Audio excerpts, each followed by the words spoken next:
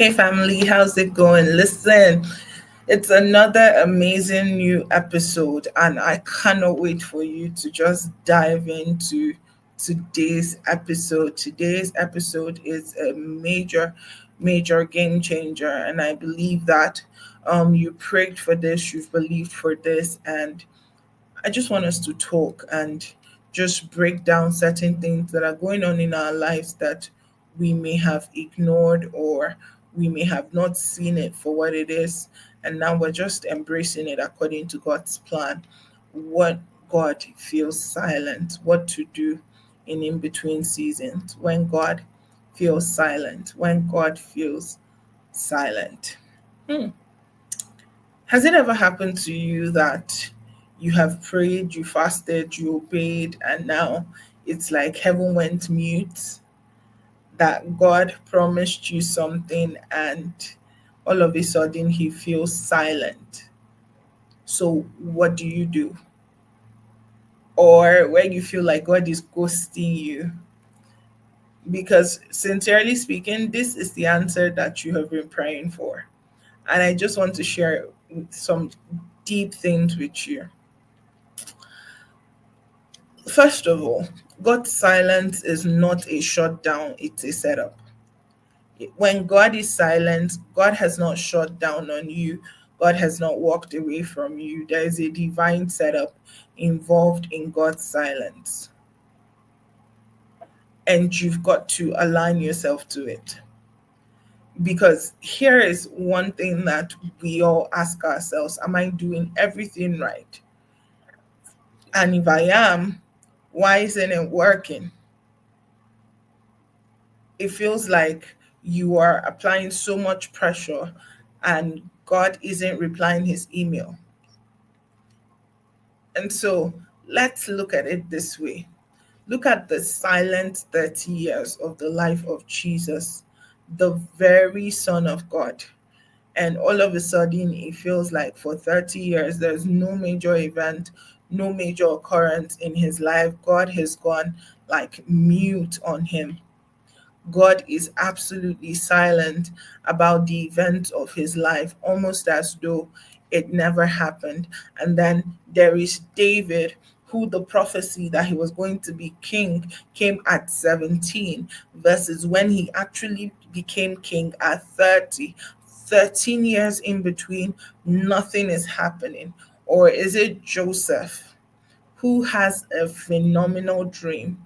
And all of a sudden, instead of going straight to the palace, becoming the top guy, becoming the one that is living the life, living out the prophecy, he's sent to the dungeon. I think I like Psalm 13, verse 1, that says, how long, O God, would you forget me forever? Because sometimes it feels like God is just mute, God is just out of it forever. Because the truth is this: sometimes waiting on God is like refreshing a package tracking page. Like you are constantly refreshing it, thinking that the more you refresh it, the sooner you'd get your package. But the truth is this: the fact that you're not getting any updates does not mean that your package is lost.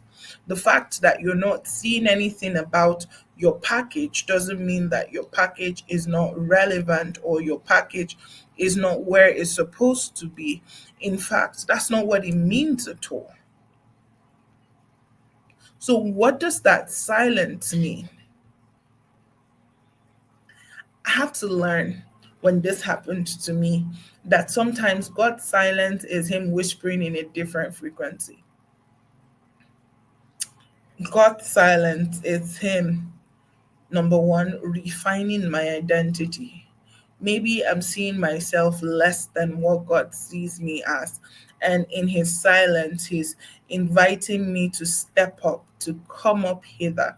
That the plane where I'm playing, the ground field that I am sitting at, is not all that there is to me, or is not all the possibilities available for me. And in that, he's asking me to step out of this identity that I have lived and coveted for years and to come up to more.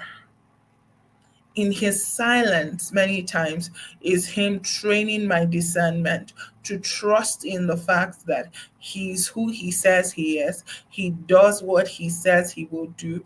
Nothing is going to change that. His silence is him just sharpening my ears to lean in a little more, to understand what he's saying even when he's not speaking words. Other times his silence is him detoxing my soul, because many times our souls can get very encumbered, can get very overwhelmed, can get very drained by everything around us. So everything is happening, you just feel like, oh, the most is happening, the worst is happening. How do I navigate? How do I move around this terrain? How do I begin to see differently, or even align myself with God in the midst of all of this noise, in the midst of all of this distraction, in the midst of all of these expectations that everyone has of me? How do I align myself to the Lord? How do I say yes to what God is saying, even when I don't understand what He really is saying? How He's really leading me, how He's really shifting me. That's the thing. How do I see myself as God sees me? How do I begin to still trust God in spite of my noise? And sometimes as well, He's stretching me in faith. And many times, this is what it feels for us in real life. Oh, I don't know who I am without doing. So we constantly tie our being, who God has called us to be, to what we're doing. So, for example, if I'm not recording this episode of this podcast, who am I? If I'm not producing a course, do I still have value? If I'm not launching something, am I still fruitful? Is there anything still special about me? You see, that's it. Because waiting is not wasted. You're waiting, the in between time is not wasted. In fact, it's a test. And let me walk you through some of the tests that I believe that we go through. The test of time. Think about it. Abraham was asked to have faith and there was no deadlines. Guy is heading to 100. He's still being asked to have faith. Even in this in the face of old age. Like, you're expected to be old, but there is no way forward for you. You're just stuck. You're just stuck in this place. You're just stuck in this zone, and you just can't seem to move forward. You just can't seem to move past it. You are stuck. So what do you do in this test of time? You trust a timeless God. He's not bound by time, remember. Number two is the test of trust, where God is asking her to obey, but there is no clarity in what she's being asked to obey.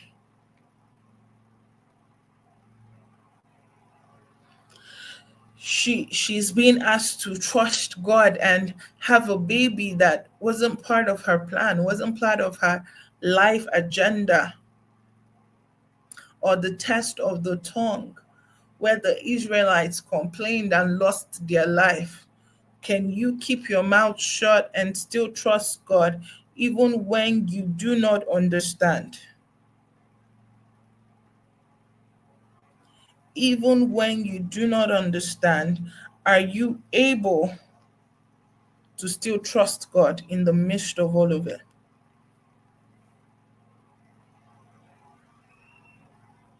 Yeah. Can you trust what you don't see? Can you trust when you don't see? And of course, there's a test of temptation to settle for counterfeit because you're tired of waiting. That temptation to just settle.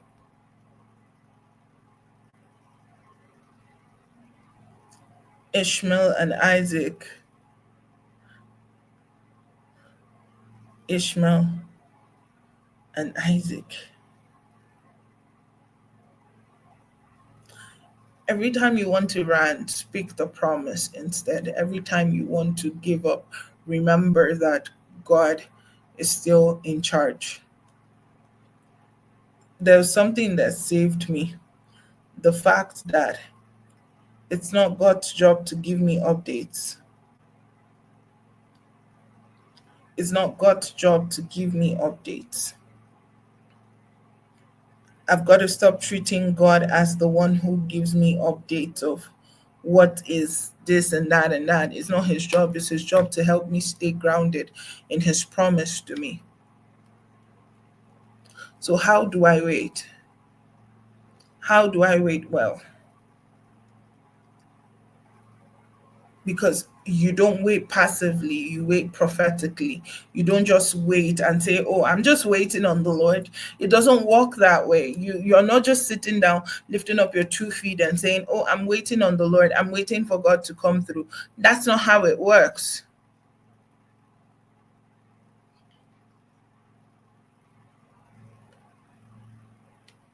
That's not how it works. Understand this and gain peace. How do you wait well? How do you really wait on God?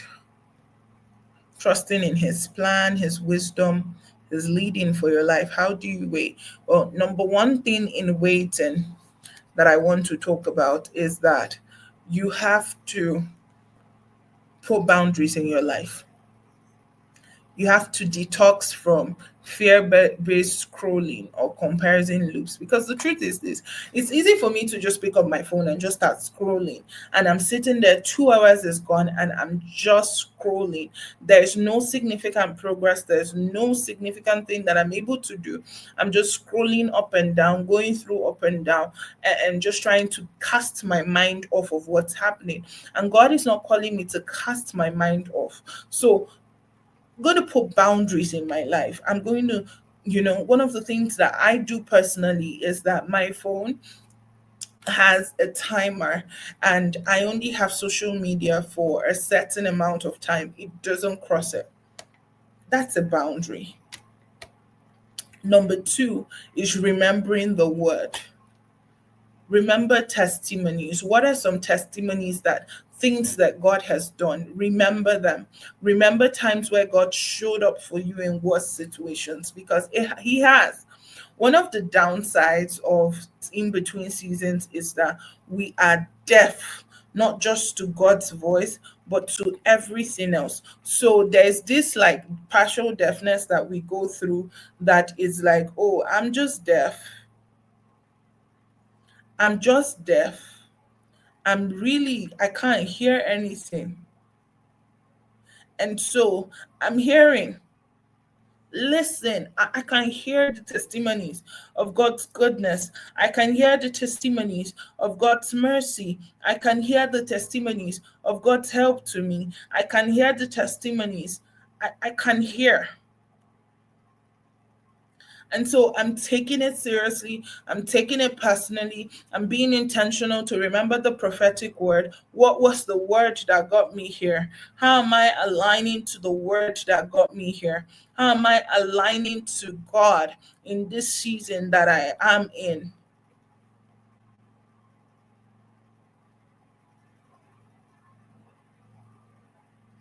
All right.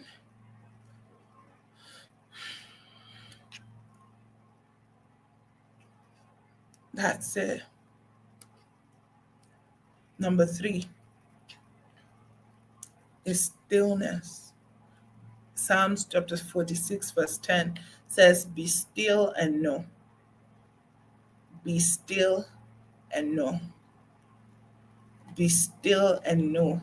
Be still and know that He is God. Be still and know that He's not left you. Be still and know. Be still, and in the stillness, Elijah said, "Oh, I was looking for him in the noise. I was looking for him in the fire. I was looking for him in the loud places, but he wasn't in all of that. He wasn't in all of that." And so we want to say that become very intentional. Like, become absolutely intentional, and get to that space where you are literally saying that, okay, it seems like God is super quiet, but I'm hearing his voice in the silence. I'm hearing his voice that is saying, I will never leave you nor forsake you. Because listen, this will change how you wait. It's not just the promise that God is preparing, he's preparing you for the promise. You are his main target. You are the main reason why he shows up. You are the main reason God is calling you. God is calling you to step out, to step up. God is calling you to align. God is calling you, and in his calling you, he's preparing you. And so I'm ending up this episode by telling you, listen, God is not silent because he forgot you. He's silent because he's setting the stage for you. And just like the teacher is silent during a test, heaven is watching your posture, but he's also preparing your breakthrough at the end of this posture, at the end of the stance that you're taking. And so stop allowing this to weigh on you. Stop letting this keep you as though this is the end of the road for you. No, no, no, no, no. This is not the end. God is not done with you. Your chapter is not over yet. There are still parts of you that God is writing out, that God is crafting, that God is designing. There are still parts of your life that God is writing a story that only He can tell. He's writing a story that will shift everything that you know. He's writing a story that will be a game changer for you. Align with him to write the story. Align with him to tell these narratives. Align with God and watch him make beauty out of your life. Watch him build beauty for ashes. Watch him make you. Watch him strengthen you. Watch him hold you. Watch him make you great. Yeah, watch him make you great. It's not the end for you. Stop putting your head down like it's over. It's not over. It's not over. It's not over. It's not over. God's not through with you. God's not through with you. And don't write yourself off just yet.